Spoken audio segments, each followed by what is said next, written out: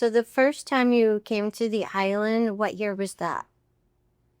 That was 1992, I believe. And then Yeah. you bought a house In in 1995. That was in Corpus Christi, and that was a little three-bedroom thing. And, we'd been looking with Jennifer, and, um, one day it was in pesos this much, and the next day after it devalued, we came down and bought it.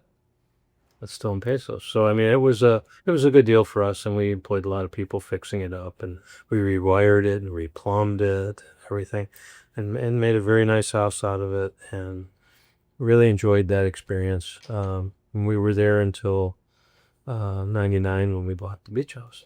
Started in the fire service in upstate New York in Rochester at Brighton Engine 3, and I was a volunteer. Was there for my 18th to 19 year uh, of age, and then I joined the military, and I was a cop in the military, and then I got out, and I did that work for another 4 years, and I went in the fire service full time in Colorado in 1986, and then I was every level at the Poudre Fire Authority in Fort Collins, Colorado.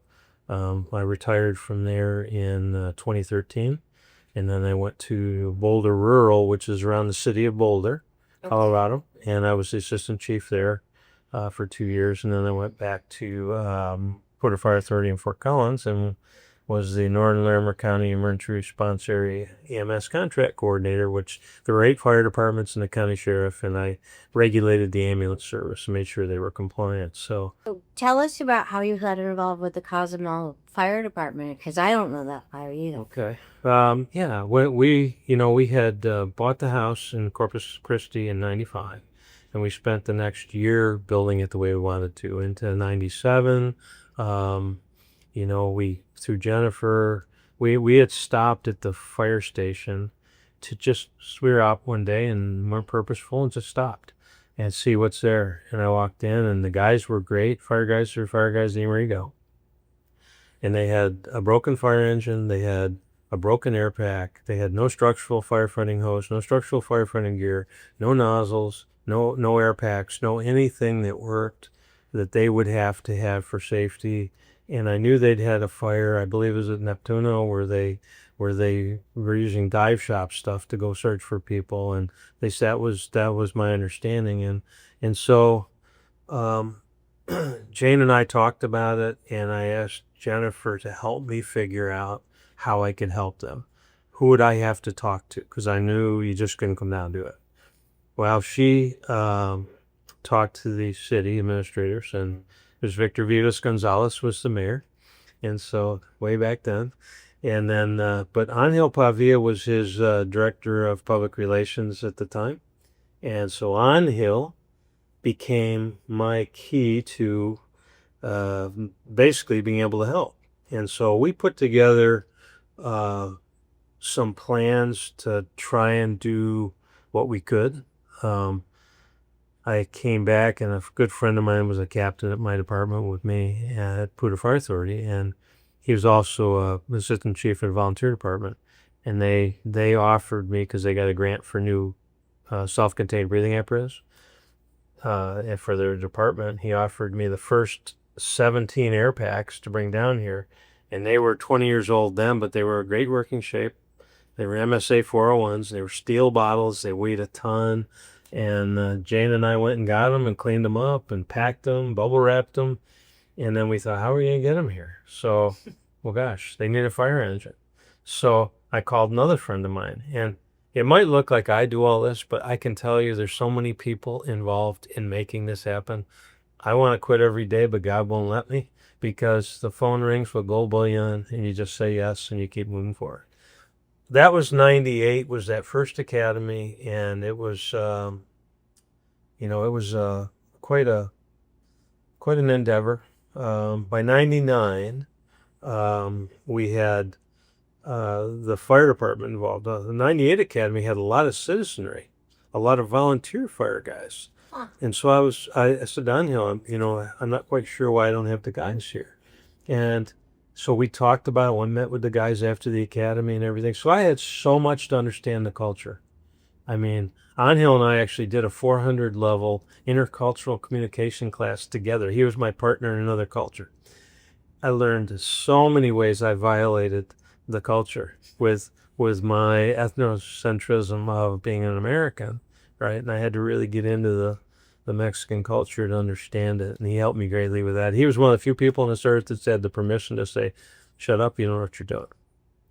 And I mean, he saved me so many times. He's just an amazing guy. We devised a plan to do all these academies, and so from 2000 to 2010, we do an annual fire academy with over 100 firefighters from the entire Yucatan. Cozumel, Playa Carmen, Cancun were the mains, and then everybody else could come up, and we would have, for every year, we would plan it a year. We'd take a year to plan it. We'd have lead instructors. We'd have lesson plans. Everybody had adjunct instructors. And then we had a gentleman in Playa del Carmen, Brian Borgeson, who was a businessman. He was an engineer, and he had moved Playa back when it was 10,000 people. And he was retired from California, and his motorhome burned to the ground. Well, everybody took such good care of him there. He loved it, so he started buying property, and he started living there, and he wanted to help the fire department. And then I met him, and it was like, we were going to do this thing, but we need money to do it. He goes, "That's me." And he was one of the few guys who could walk into a bar in Playa del Carmen, big, gregarious, tall, just just a lot of energy. Say, "We got to raise $10,000 for the academy. If nobody's leaving until we get it done." Three-legged races, arm wrestling, you name it, he'd make it happen. He'd come out with 10,000. He funded these academies at sometimes $25,000. Angel, when I talk about why is his name on the fire station, which was the original question, truly none of it would have happened without him. And then I met his uncle through him, Luis Pavia, whose name is on the main station, and he owned all the radio stations. And so we would be on the radio talking about different fire-related subjects.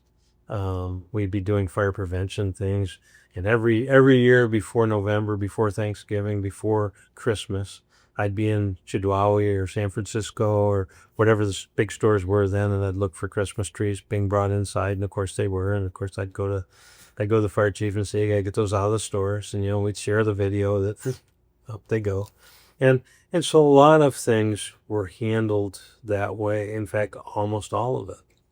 I would have to meet with Angel and have him do pre-meetings with the different mayor's offices. Some of them I had one-on-ones with, like Felix he and I would go to breakfast a lot, and we'd talk about things, and he'd explain why he has to buy garbage trucks instead of fire trucks. I learned so much from the different mayors, and then Gustavo did so much just working, on things, and all the mayors helped. I mean, all of them helped, and all their administrations did what they could do.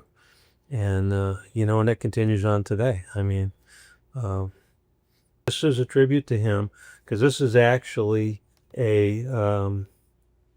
this is his 1956 to 2015.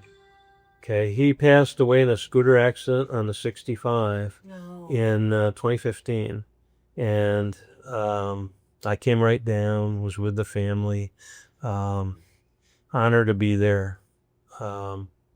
He was an amazing man because he was a musician and an entertainer, and he had such a following. He loved that whole part of Cozumel. He was at the museum a lot. His mom taught dance out of her house. She had a dance studio here and taught the children, tap and other things. It was amazing.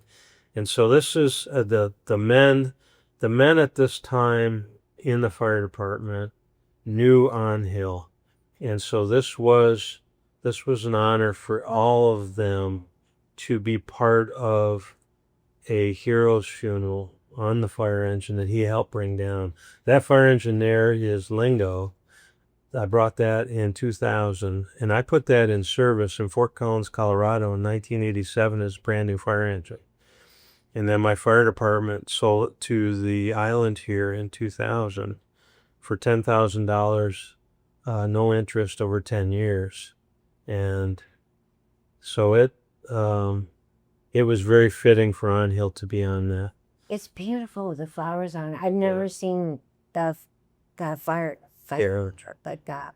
Yeah, this is his mom in the car. I'm in there with her, and on the far left. And all the guys, they did such a great job with this.